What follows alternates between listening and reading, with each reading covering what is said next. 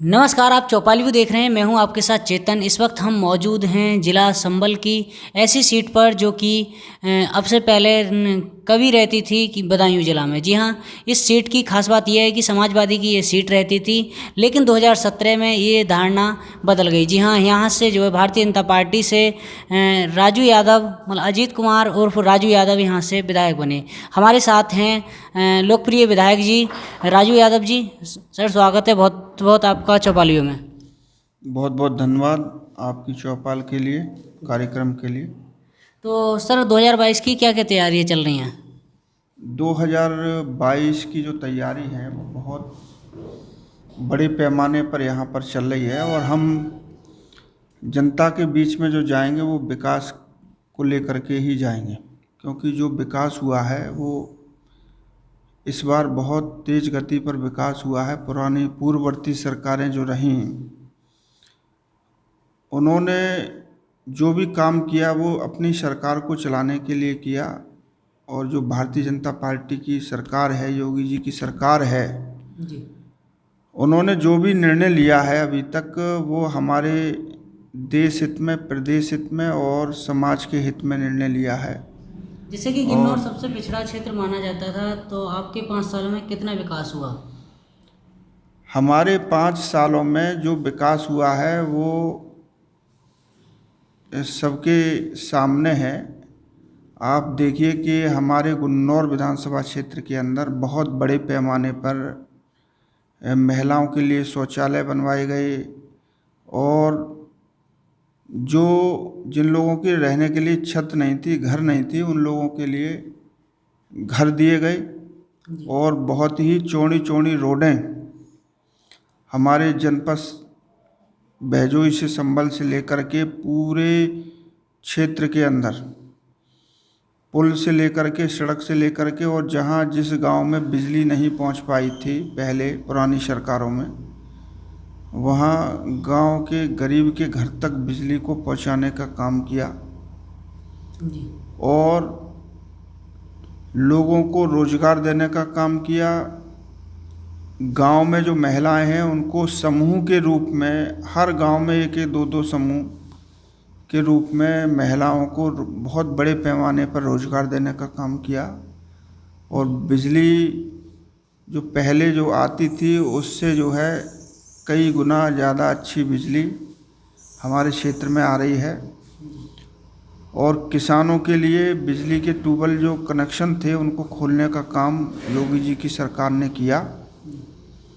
इस बार सर, जिससे इस जिससे बार किन्नौर से शिवपाल यादव जी की बहुत चर्चा है, तो इतने बड़े चेहरे का सामना किस तरीक़ा से करेंगे? देखिए, आज की तारीख में कोई भी बड़ा चेहरा नहीं है, और जनता ये सब कुछ जान चुकी है कि हमें इस उत्तर प्रदेश में कौन सी सरकार लानी है। और भय मुक्त सरकार, जो कितने पहले क्राइम होते थे, गुंडागर्दी होती थी, आज की तारीख में लोग इस बात का एहसास कर रहे हैं कि जो गुंडे हैं जी। उनमें भय है, डरे हुए हैं। तो ये जो बाहर के लोग हैं, परिवारवादी हैं, नाम समाजवादी है, काम परिवारवादी है, ऐसे लोगों को जनता ने नकार दिया। इससे पहले जो चुनाव हुआ था उस चुनाव में भी जनता ने नकार दिया था। तो इस बार भी जनता जो है मन बना चुकी है कि जो भ्रष्टाचारी सरकारें थीं, जो पक्षपात के आधार पर विकास का निर्णय लेती थी, जहां घोटाले पे घोटाले ही होते थे, घोटाले के अंदर घोटाला होता था, उस प्रकार के जितने भी कार्य हैं वो सब जनता के सामने हैं। इसका निर्णय जनता लेगी। अक्सर आप अपनी ही सरकार के प्रशासन के खिलाफ बोलते रहते हैं। क्या पार्टी के नेतृत्व में आपको कोई निर्देश नहीं दिया गया, क्योंकि लगातार प्रशासन के खिलाफ बोलने से पार्टी की छवि तो कहीं खराब नहीं होगी? ऐसा नहीं है।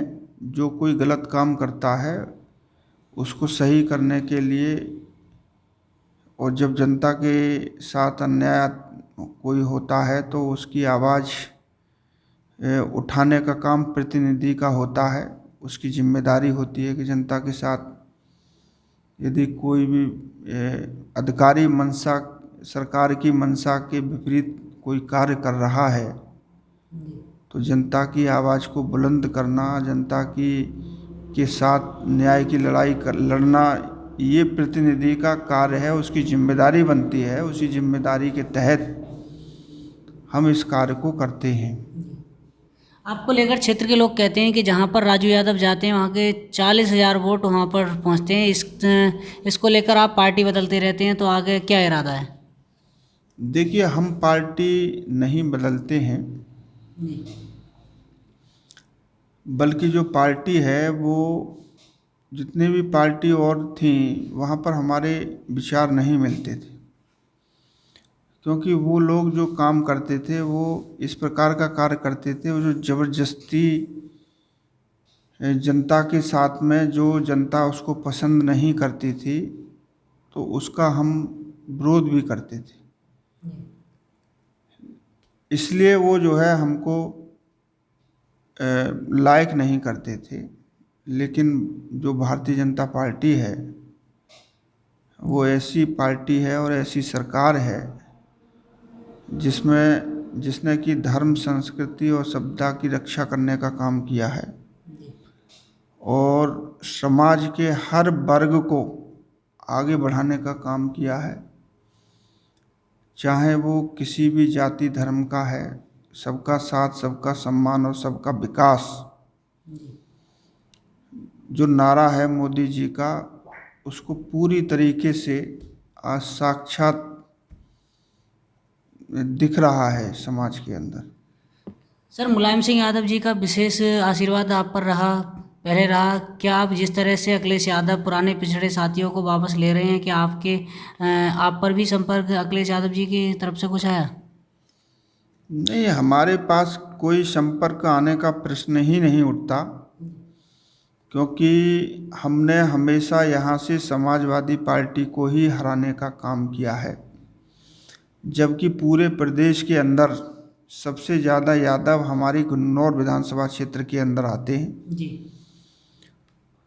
और यहाँ से समाजवादी पार्टी को हराने का काम अगर किसी ने किया है तो वो हमने ही हमेशा समाजवादी पार्टी को यहाँ से हराने का काम किया है। और समाजवादी पार्टी से हमारा विचार कभी नहीं मिलता, इसलिए इस बार भी हम समाजवादी पार्टी को भारी मतों से हराने का काम करेंगे। सबसे बड़ी समस्या किन्नौर विधानसभा की आपकी नज़रों में क्या है इस समय? जैसा कि हम क्षेत्र में जाते हैं तो सबसे बड़ी समस्या क्या जो लोग शिकायत करते हैं वो छुट्टा पशुओं की करते हैं, कि जैसे गाय हैं तो हमारे यहाँ पर उनकी संख्या बहुत ज़्यादा है, जो कि जन जागरण हमारा चल रहा है कि लोग गाय को एक एक गाय अपने घर में रखें। उनको हमारी सरकार जो है 900 रुपये प्रति गाय के हिसाब से उनको योगदान देने का कार्य कर रही है। और हमारी सरकार ही है, जो भारतीय जनता पार्टी की सरकार ही एक ऐसी सरकार है जिसने कि गौशाला को बनवाने का काम किया है। बाकी जितने भी सरकारें आज तक प्रदेश के अंदर आई, उन्होंने गौ माता की रक्षा करने का काम नहीं किया, बल्कि उनको कटवाने का काम किया। लेकिन योगी जी ने गाय की रक्षा करने का काम किया, साथ ही साथ गौशालाएं, बहुत बड़े पैमाने पर गौशालाएं पूरे प्रदेश में बनाई गई। उनको रख रखाव की व्यवस्था पूरी जो है खर्चा हमारी सरकार ने किया है। सर, जैसे कि आए दिन मतलब गायों का एक्सीडेंट हो जाता है, उनकी बहुत ज़्यादा दुर्दशा हो रही है, इसको लेकर क्या कहना चाहेंगे?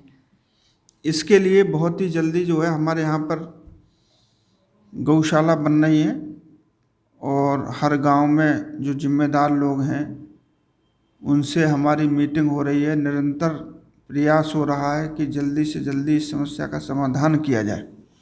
भारतीय जनता पार्टी को लेकर कहा जाता है कि इस पार्टी में कार्यकर्ताओं को सम्मान नहीं मिलता, छोटे पदाधिकारियों का अधिकारी उत्पीड़न करते रहते हैं। आप इस चीज़ को लेकर किस तरह देखते हैं?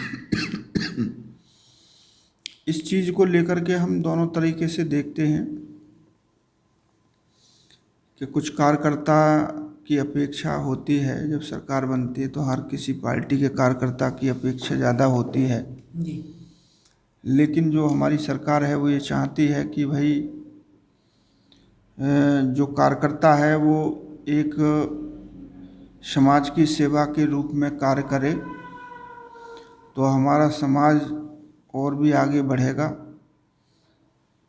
तो जो भी अपेक्षाएं हैं अब वो समान रूप से जब जनता का कार्य किया जा रहा है, उसको लाभ दिया जा रहा है, तो उसमें हमारे कार्यकर्ता को तो खुश होना चाहिए।